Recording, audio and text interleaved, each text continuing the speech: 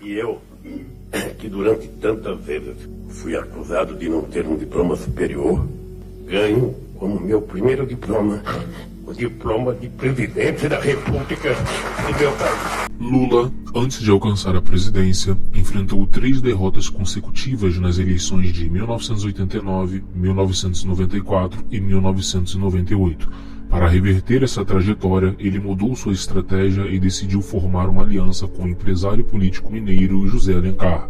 Ao escolher Alencar como seu vice, Lula buscou conquistar a confiança do setor empresarial, que sempre foi reticente em relação ao PT, partido de origem operária e sindicalista. Aqui no Brasil, para você ganhar, você tem que ter 50% mais 1% do voto. Então, todo mundo tem que ter clareza disso. Eu posso ser como eu fui em 89, 94, 98, ou, sabe, um candidato, sabe?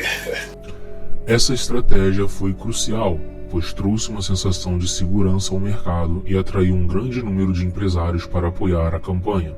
Com isso, Lula conseguiu quebrar a resistência do empresariado e construir uma base sólida de apoio financeiro e político, viabilizando a sua vitória nas eleições de 2002. O apoio de Alencar foi tão importante que se tornou um dos primeiros casos do que hoje conhecemos como fundo eleitoral. Uma das marcas mais fortes de Lula foi o seu discurso de superação pessoal. Ao longo de sua trajetória política, ele sempre reforçou sua origem humilde como torneiro mecânico, que apesar de nunca ter tido a oportunidade de concluir o ensino superior, chegou ao cargo mais alto do país. Quando assumiu a presidência, Lula declarou com orgulho: "Esse é o meu primeiro diploma, o diploma de presidente do Brasil." Se havia alguém no Brasil que duvidasse que um torneiro mecânico saído de uma fábrica chegasse à presidência da República, 2002 provou exatamente o contrário.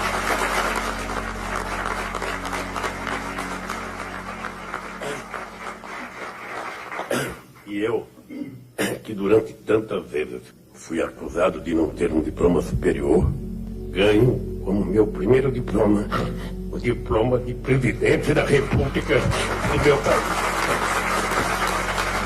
Lula sou eu. Essa mensagem tocou profundamente a população, principalmente as camadas mais pobres e a classe trabalhadora, que viam em Lula a possibilidade de alcançar seus próprios sonhos, mesmo sem as mesmas oportunidades que outras pessoas tiveram. No início de seu governo, Lula enfrentou o primeiro grande desafio político. José Disseu, um dos principais articuladores do PT e um dos homens mais próximos de Lula, se viu envolvido em um dos maiores escândalos de corrupção da história recente do país, o Mensalão. Para evitar um desgaste maior à imagem de Lula, Dirceu decidiu abandonar seu cargo de ministro da Casa Civil. Tudo começou em junho de 2005, com a divulgação deste vídeo. Nele aparece o funcionário dos Correios. Sai daí rápido, Zé. Para você não fazer mal a um homem bom, correto, que eu tenho orgulho de ter apertado a mão. Esse país sempre elegeu um presidente da elite. Ora um médico, mas nunca tinha elegido um homem pobre, um homem do povo. Senhores deputados, senhoras deputadas, meus advogados, senhor presidente, senhor relator, por que não permitiam que o presidente Lula abraça a gente assim e deixa a gente abrir o coração? Não é fácil dizer o que eu disse a ele, mas eu medi a sua reação. Inclusive, o marasmo.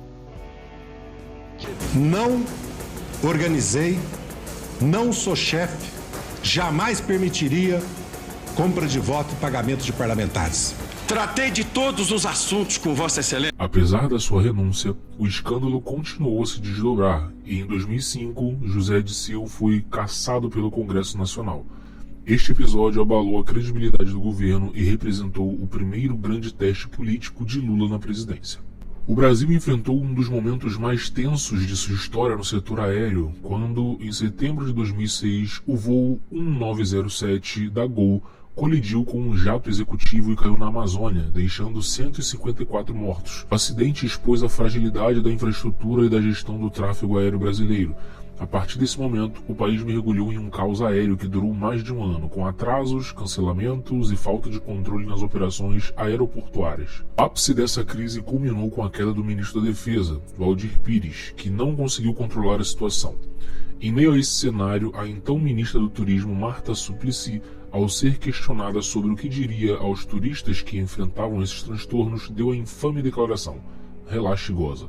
A frase, que se espalhou rapidamente pelo país, gerou uma onda de indignação. A senhora daria algum conselho para o turista brasileiro que, quando pensa em viajar, morre de vontade, mas pensa também que vai ter um grande transtorno nos aeroportos? Relaxe e goze, porque depois você esquece todos os transtornos. Diante do caos aéreo e da insatisfação com o governo, surgiu o movimento Cansei, em 2007.